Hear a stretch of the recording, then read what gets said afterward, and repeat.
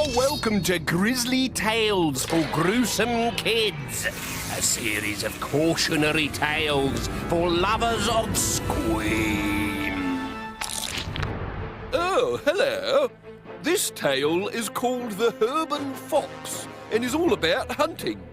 They say that the thrill of hunting is all in the chase. Come on, Spindleshanks, run! But they think it's all in the killing. Myself.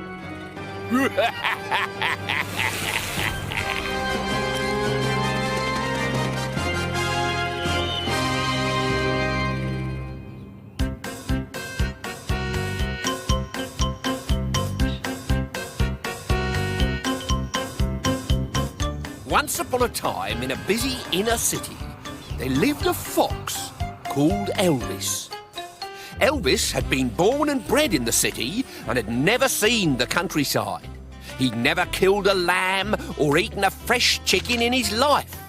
He lived off takeaways in a semi-detached den underneath a garden shed that belonged to Mr. and Mrs. Smith and their daughter, Parker. Parker and Elvis were firm friends who loved to sit and watch the sun go down through a purple haze of exhaust fumes.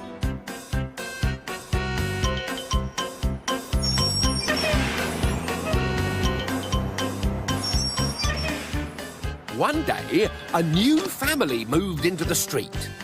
Lord Percy Blunderbuss, his wife Lady Davinia, and their two right honourable children, Pierce and Tamara, had moved up from the country. Elvis and Parker had never seen so much furniture in all their lives. What do you think they want those for? Asked Parker, pointing at 5 gun racks, several tack boxes, and a large metal case marked "Death Traps, open with extreme caution." "Don't ask," gulped Elvis. "And look over there. What do they want those for?"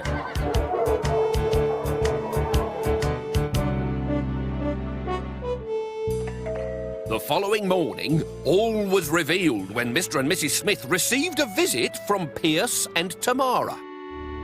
"Hello," boomed Pierce. "How's it hanging, Gramps? Just getting to know the natives, what?" "Hello," screeched Tamara. "I'm a little sister." "Have you come to meet Parker?" asked Mrs. Smith. "Does she have a Porsche?" "No." "Does she holiday in St. Lucia?" "No." "Is she stinking rich, then?" "She gets £1 a week pocket money." "Then why would we want to know her?" "Absolutely. Thing is, we've got to sort out the old sporting business now. What? Wondered if you could assist." "We're not really sporty people," said Mr. Smith. "Unless you count bingo." "Bingo? Oh, how common. Not our bag at all. Is there a stag hunting club round here? Or pheasant shooting? Or bear baiting? Oh, I told Mumsy and Popsy we should never have moved to the city. Your average bloke from the smoke can't understand that for a sport to be a real sport, there's got to be killing." "Have you got servants?" Tamara asked suddenly. No." "Thought not. House is filthy. Still, can't be helped. You're probably rather poor, aren't you? Mind if we take a look around?" He didn't wait for an answer. "Gadzooks, it's a fox!" "Vermin!" shrieked Tamara. "That's Elvis," said Mr. Smith. "Don't care if it's Big Bopper and the Blue Notes, it's got to go." "What do you mean, got to go?" said Parker. "He's my pet." "Was your pet? Leave it to the experts. We know what to do." "What do you mean?" said Mrs. Smith. But the Blunderbuss children had gone. "Tally-ho, sis! Flock up!" Half an hour later, a bugle sounded. "They're going fox hunting." "There'll be trouble if they trample my begonias." "Oh, listen to me. Here's me going on about my flowers, and it's you they're hunting to death, Elvis. What are we going to do to save you?" "Don't worry about Elvis. Those are country hounds, and this is a city fox. They'll never catch him. He's far too streetwise. Then the urban fox covered his scent with a squirt of perfume and shot out through the cat flap to meet the hounds head on. 6 gardens down, the bugle sounded for a second time. Tally-ho! Now, foxes are the most cunning creatures on earth. The gardens were too small for Elvis to run away, so his plan was to blend in with the city and make himself invisible.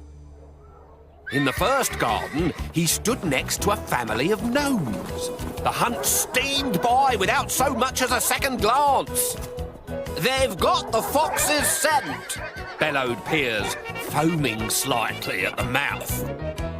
In the second garden, Elvis lounged by the swimming pool with a good book and a fruit cocktail. "Hello," waved Tamara as she galloped past. "Lovely day for it." And in the third garden, he curled himself into the shape of a satellite dish. The dogs stopped and sniffed and whined and barked, but they couldn't see him. "Onward!" bellowed Piers. By now, the hunt had left a trail of destruction in its wake. Knocked down fences, flattened flower beds, twisted climbing frames. There was a punctured paddling pool, a cracked patio, a bent barbecue, and one unlucky potting shed. In the fourth garden, Elvis thought about disguising himself as a table tennis ball, but decided he was too big. He thought about disguising himself as a golf club, but couldn't work out where to hide his tail. He even thought about disguising himself as a penalty spot, but he couldn't make himself flat enough. In the end, he disguised himself as a croquet hoop, and did such a good job that the dogs ran right underneath him. "Blast that fox! Where is he?" thundered Piers in his fury. In the fifth garden, the urban fox pretended to be an urban burglar, and the hunt sailed by as if an urban burglar was the most normal sight in the world. "I'm getting rather tired," complained Tamara. In the sixth garden, Elvis disguised himself as a bird bath. In the seventh, as a crunchy munchy machine for chewing up weeds. In the eighth, as a shopping trolley. In the ninth, as a hammock.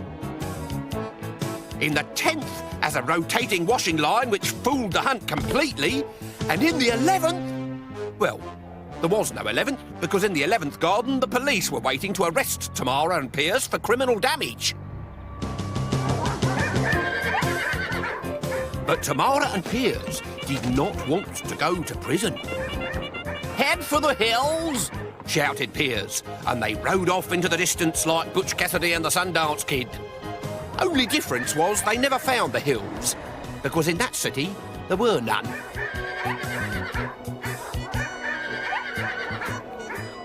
They went to ground in the sewers, which is where they're still hiding today.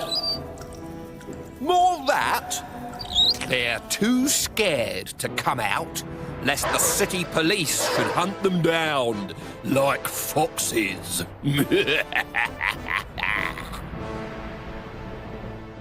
That wretched urban fox has given Spindleshanks ideas.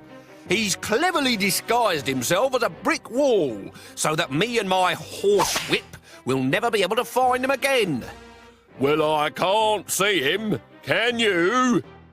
"Oh, look! Who's built this brick wall on my table? I guess I'd better knock it down."